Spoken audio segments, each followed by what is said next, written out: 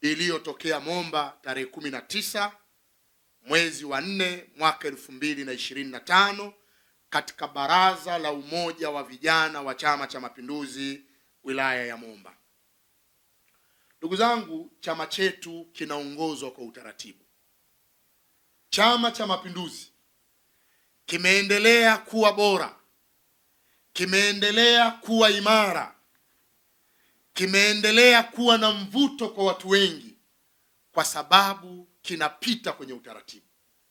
Chama chetu kinaongozwa kwa vitu takribani 4. Kwanza, katiba ya chama. Pili, chama chetu kinaongozwa kwa kanuni za chama.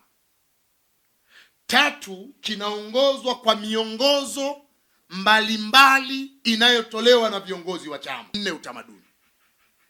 Chama chetu kinaongozwa kwa vitu 4. Kwanza, katiba. Pili, kanuni. Tatu, kinaongozwa kwa miongozo mbalimbali.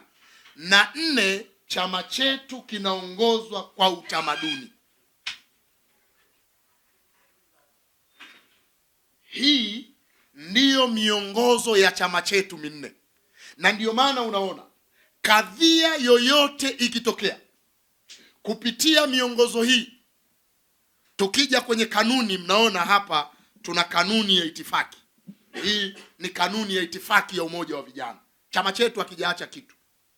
Kila kitu kimeelezwa humu. Nani azungumze, taratibu za chama, mambo yanahusu chama. Si kila mtu ni msemaji. Na ndio maana tukasema ikifikia muda tutazungumza kwa utaratibu, na chama huwa kinazungumza baada ya vikao. Tunaelewana ndugu zangu?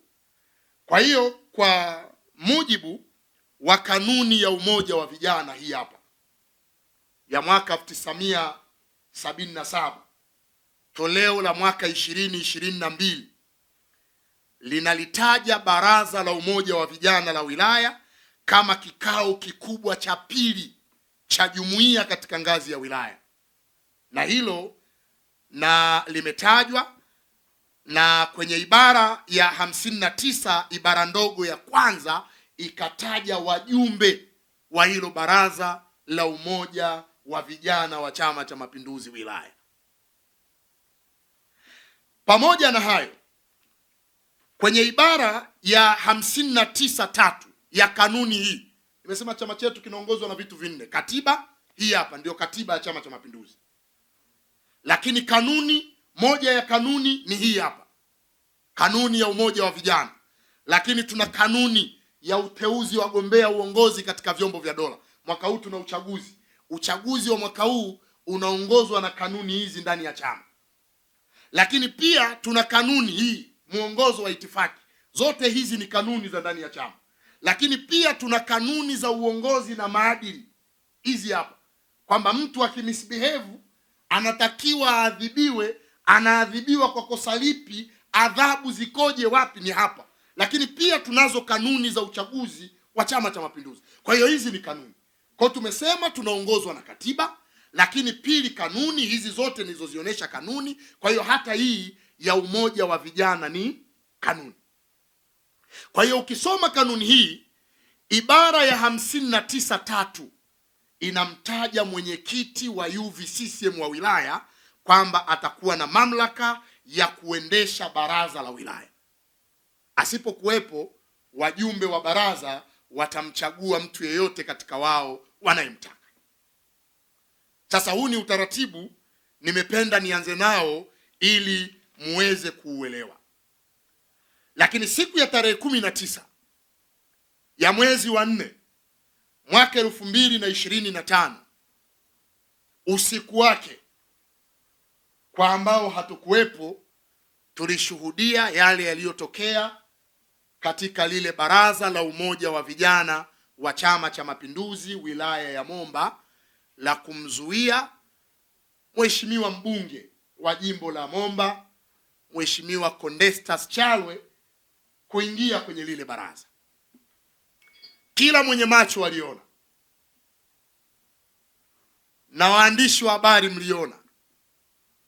Lakini kilichonisikitisha mimi nikiwa kama msemaji wa chama ni the way zile taarifa zilivyoripotiwa, kwa sababu kuna ripoti moja niliisoma kwamba mbunge wa jimbo la Momba akataliwa na watu wake wa Momba. Habari nyingine ikasema mbunge wa jimbo la Momba awekewa vizuizi na wapiga kura wake. Ile hali waandishi wa habari tunajua jiografia ya mkoa wetu. Tunajua mkoa wetu una wilaya 4 za kiserikali na kichama, lakini tuna halmashauri 5. Wilaya ya Momba ina majimbo mawili yenye halmashauri 2. Halmashauri ya mji wa Tunduma na ni jimbo la Tunduma, lakini pia tuna halmashauri ya Momba na kule kuna jimbo la Momba. Na lile tukio, na ndio maana tumekuja kueleza hapa ili kutoa ukungu ule, kueleza uhalisia ulikuwaje. Lakini nimesoma taarifa nyingine. Kuna taarifa imeandikwa ambayo inaeleza kwamba Momba kumewaka. Nimesoma hiyo taarifa juzi. Imeeleza kwamba Momba kumewaka, yani mfano wa hivyo, lakini na mle ndani kukaja na maelezo mengi sana. Maelezo ya mbunge, maelezo ya mwenyekiti wa UVCCM, katibu wa UVCCM, katibu wa chama na kadhalika zake kwenye lile andiko. Lakini kimsingi, ndugu zangu, ni kweli Mheshimiwa mbunge wa jimbo la Momba Condestas Chalwe alizuiliwa kuingia kwenye lile baraza la umoja wa vijana kama tulivyoona. Lakini taarifa zilivyoandikwa, ndio maana tuna clear doubt. Taarifa zilivyoandikwa kwamba mbunge mwenzie wa jimbo la Tunduma Mheshimiwa David Silinde ndio alihusika kwenye ile mission, kitu ambacho hakina ushahidi, kitu ambacho si cha sawasawa. Kwa nini tunasema sio cha sawasawa? Kwa sababu sisi kama chama, sekretariat ya mkoa ya Chama cha Mapinduzi pamoja na kamati ya utekelezaji ya Chama cha Mapinduzi mkoa, jumuiya ya vijana, siku ya tarehe 24 mwezi wa 4 2025 tuliwaita wajumbe wa baraza la umoja wa vijana wilaya ya Momba kutokea Momba ya chini, takriban vijana 50. Tukawaita wa viongozi wakuu wa umoja wa vijana wa wilaya ya Momba, tukawaita vijana wa itifaki wote waliokuwepo kwenye lile tukio.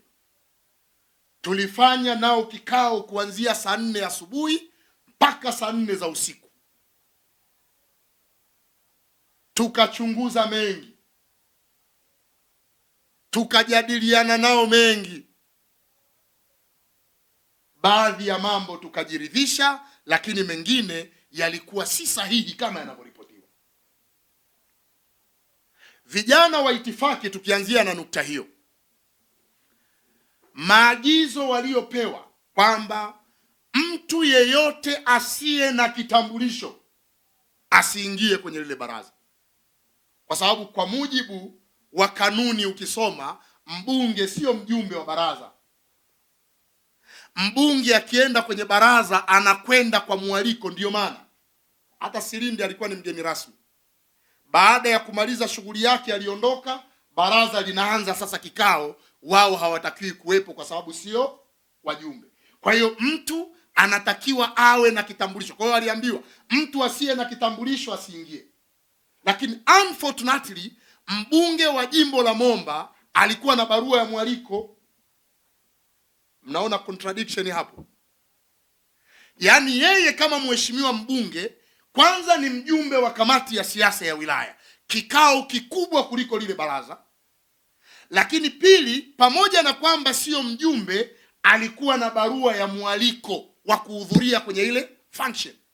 Sasa vijana wao wamepokea maelekezo kwamba bwana akija mtu yoyote ambaye hana kitambulisho asiingie humu. Jukumu lenu nyinyi ni kuhakikisha wanaingia watu ambao wana vitambulisho, na kila mjumbe alipewa kitambulisho. Ndiyo maana tulivyokutana na vijana tuliwaonya kwamba hili mlilolifanya ni kosa, kwa sababu katika nyinyi vijana hakuna asiyejua kwamba Mheshimiwa Condesta ni mbunge, na kama ni mbunge, hata kama tujalishi hana mwaliko, wewe kijana huwezi kumzuia. Ukisoma mwongozo huu tuliotaja, mwongozo wa itifaki, ukienda kwenye kipengele kinachozungumzia kifungu cha 25, kazi na majukumu ya kamati ya itifaki, kulinda viongozi wa CCM na UVCCM pamoja na mali za CCM na UVCCM. Yule mbunge ni kiongozi wa CCM. Kwa hiyo jukumu la vijana walikuwa wamlinde Mheshimiwa Condesta, sio kumharasi. Hata kama kuna maelekezo hana kitambulisho, jukumu lao ilikuwa wao sasa mmojawapo aondoke, aingie ndani, amwite katibu wa jumuiya kwamba mheshimiwa mbunge amekuja lakini hana kitambulisho, na maelekezo ya hapa wanaingia wajumbe au watu wenye vitambulisho, na sisi hatuna maelekezo yoyote. Kiongozi angetoka kuzungumza naye. Kwa hiyo hili ni kosa ambalo vijana walilifanya na sisi tumewakemea kwenye hilo. Lakini kama mnakumbuka, waandishi wa habari, ndani ya kikao kile kile katibu wa wilaya ya Momba Comrade Kataba pale alikemea kile kitendo. Yeye ni mjumbe wa lile baraza halali, lakini pia ni mlezi wa jumuiya zote katika wilaya yake. Alisimama, alikemea, na kama mnakumbuka pale alisema kamati ya utekelezaji baada ya mkutano ule wakutane na yeye ili wazungumze. Na kweli hilo lilifanyika, na kamati ya utekelezaji ikaonywa, na wenye makosa wakakiri makosa yao. Kwa hiyo lile lilifanyika. Lakini pia kwenye kile kikao, kama mnakumbuka, alisimama mgeni rasmi ambaye alikuwa mheshimiwa mbunge wa jimbo la Tunduma, baada ya mwenyekiti wa wilaya kukataa fedha iliyotolewa na mheshimiwa mbunge kwa madai ya kwamba fedha ile imekuja leo na wao wameomba muda mrefu. Na pale tunasema wazi, kulikuwa na misinformation. Mheshimiwa mbunge Condesta aliwasiliana na watendaji wa jumuiya ambao ni makatibu, na wakakubaliana kwamba pesa yake atatoa siku hiyo, ila wao hawakumueleza mwenyekiti wao. Na mwenyekiti, wakati tunazungumza naye kwenye kikao chetu, alikiri, akasema wakati anatoa lile tamko, kama mlifuatilia vizuri ile video, katibu wangu alikuwa ananinong'oneza, alikuwa ananiambia mheshimiwa alituambia pesa ataleta leo na tulikubaliana naye. Na ndio maana mwisho wa lile baraza, kama mliona, mwenyekiti wa UVCCM wa wilaya alimuomba radhi mheshimiwa mbunge, lakini pia akakiri kukubali kupokea zile fedha, na akasema vijana watagawana. Kwa hiyo jambo lilitokea hivyo. Lakini pia kama mlifuatilia vizuri ile video, mliona yale mabishano pale nje yalivyokuwa yanatokea. Kuna kijana mmoja anaitwa Alex alikuwa anaonekana, ambaye huyu ni mtu wa Silinde, si ndio? Alikuwa anawazuia wale vijana kwamba jamani, huyu mheshimiwa mbunge mwachieni aingie. Vijana wasema hana kitambulisho. Baadaye alivyoona hawamuelewi, yeye ndiye aliyeingia ndani kumpa taarifa katibu wa wilaya, mheshimiwa mbunge amezuiliwa na vijana kuingia ndani. Sasa ukichunguza hiyo kadhia, unaweza ukasema sasa, kama ingekuwa ni mission ya mbunge Silinde kama ilivyoripotiwa katika baadhi ya maeneo, Alex asingeenda kumpa taarifa katibu, wangetaka mbunge aondoke. Na ndio haya mambo tunatamani waandishi wa habari watu waweze kuyajua uhalisia wake ukoje. Vijana walikosea na viongozi wa UVCCM walikosea, na wote wamekiri, wameomba radhi. Lakini hata mle ndani ya lile baraza kulitokea sintomfahamu. tumejiridhisha kwenye kikao chetu, baadhi ya vijana kutoka bondeni kule Momba, wale vijana wa Tunduma, yani yale mabaraza yameunganisha halmashauri ya Tunduma kama tulivyosema na Momba, tumeelewana, wakiwa ndani ya baraza mle ndani inaonekana kukaanza kutokea rapsha. Wale vijana wakaanza kususia lile baraza mle ndani. Baadaye katibu wa wilaya akazungumza nao, baraza likaendelea. Yote tumeyabaini na wote tulivyowaita tumezungumza nao, wakayakiri hayo, na end of the day wakaombana msamaha, na tukawa tumeimaliza kadhia ya Momba. Kwa maana kweli mheshimiwa alizuiliwa na lile lilionekana, na kweli ni kosa, licha ya kwamba vijana walikuwa na maelekezo. Lakini tumewaambia vijana, wajibu wenu nyinyi, mkipokea maelekezo, kaja kiongozi wa juu yenu, nendeni kwenye zile mamlaka zilizowaelekeza, muulizie utaratibu.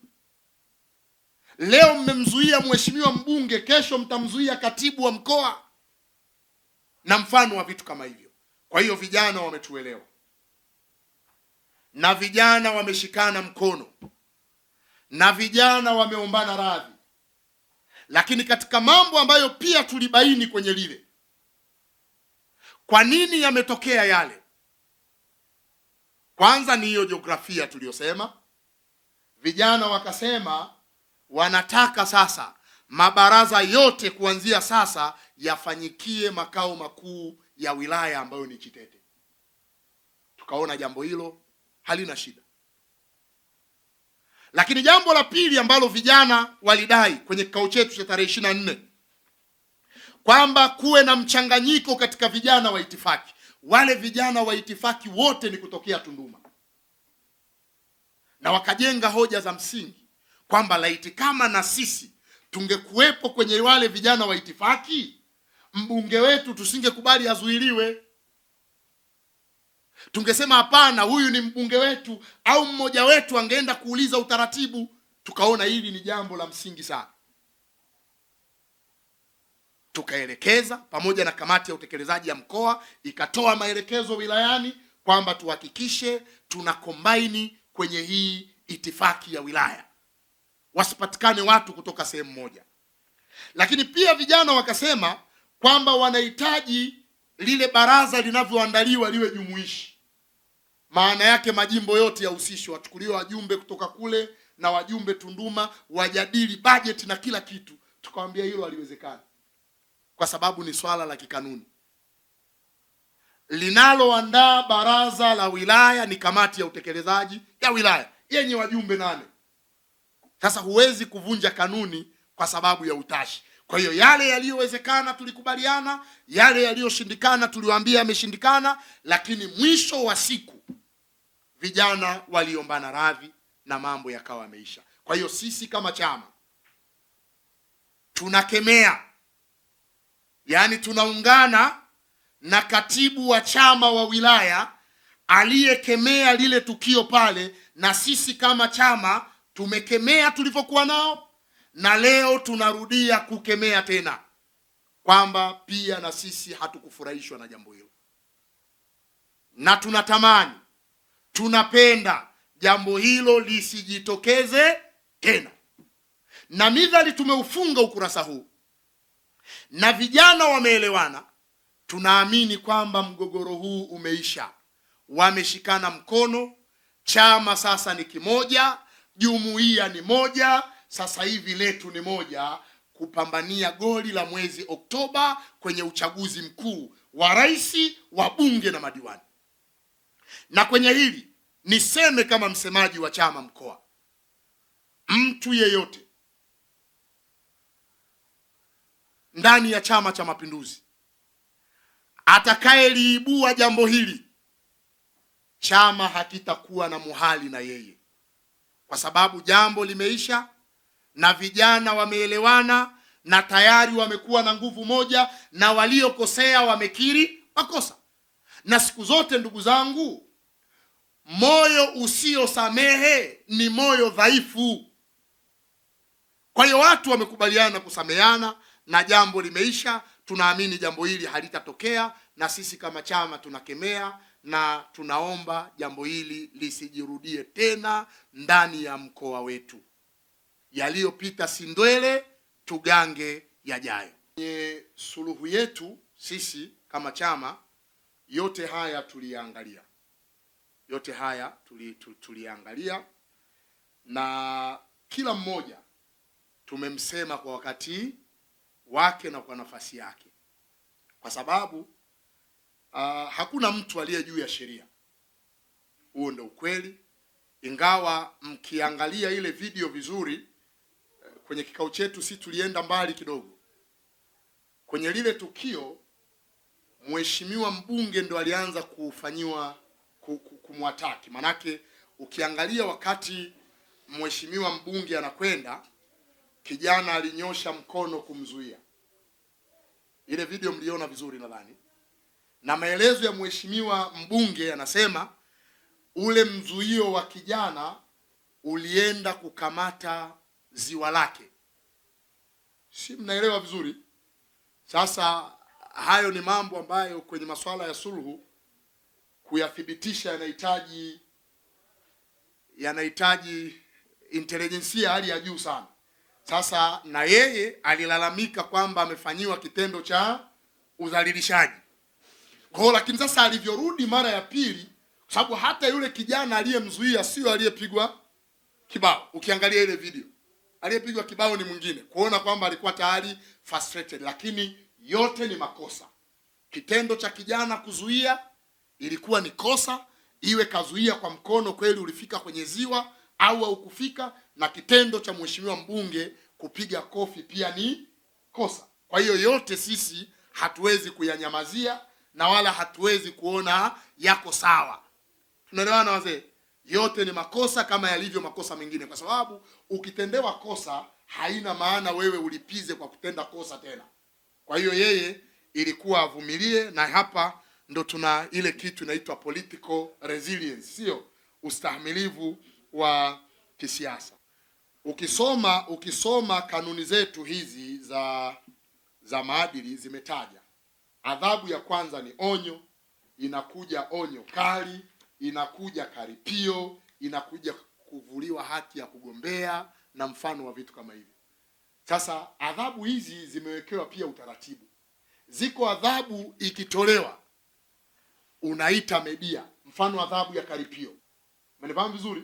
Lakini kuna adhabu ya kuvuliwa haki ya kugombea, kuachishwa uongozi, kuvuliwa uwanachama. Kwa hiyo na ndio utaratibu wa chama. Kwa hiyo ziko adhabu ambazo kimsingi zikitolewa hazitangazwi. Na hata wote hawa tuliosema tumewaita, tukagundua wameingia kwenye kosa moja baada ya jingine. Kwa sababu kwenye adhabu zetu unaanza na onyo kali kisha karipio. Huwezi mtu hujawahi kumpa onyo ukaenda moja kwa moja kwenye nini? Kwenye karipio. Kwa hiyo hata wote tulioeleza hapa, kila mmoja tumempa adhabu kulingana na kosa alilolifanya. Sasa zingekuwa adhabu za kuzungumza, mzee ungetuona hapa leo tungetaja pamoja na haya kiongozi fulani tumempa adhabu 1 2 3 4 5. Tumeelewana? Kwa hiyo kila mmoja akapewa haki yake. Nyinyi jueni hivyo, kila mmoja akapewa haki yake, na hiyo haki aliyoipata tumempa kutokana na hali yake na namna tulivyoona lile kosa kalitenda. Lakini hatujamwacha mtu, tumetenda fair, na ndio maana tukasema huwezi kuusikia tena mgogoro ukiibuka, kwa sababu kila mmoja aliyekuja, watu walikuja wanalia. Nadhani nyinyi mlikuja pale siku ile, mliona baadhi ya vijana walikuja hapa wanalia, wana hasira, wamefura, lakini baada ya kutoka pale wote wanacheka, wanafurahi kwa sababu wameona tumetenda fair. Na sisi aliyekosea hatujali hadhi yake, tumemwambia hapa umezingua, hapa huu ni ujinga, huu uliofanya ni 1 2 3. Sasa mengine hatuwezi kusema hapa. Tumeelewana? Ni mambo ya uongozi. Uongozi ni pamoja kuwa na busara, sio yote unataja hadharani. Ukisema chama kimekemea, chama kina laani yale matukio yote yaliyotokea kwenye baraza la vijana ambayo yanakwenda kinyume na kanuni, katiba na miongozo ya chama chetu. Yeyote aliyefanya, haijalishi ni nani, chama kimekemea. Tumeelewana? Kwa hiyo maana yake ni kwamba tumekemea na kuonya. Vijana wa itifaki, mbunge kuna sehemu aliteleza, kila mmoja chama kimemwonya, kwa sababu hakuna mtu aliye juu ya chama na hakuna mtu ambaye anasema kwamba yuko above the law.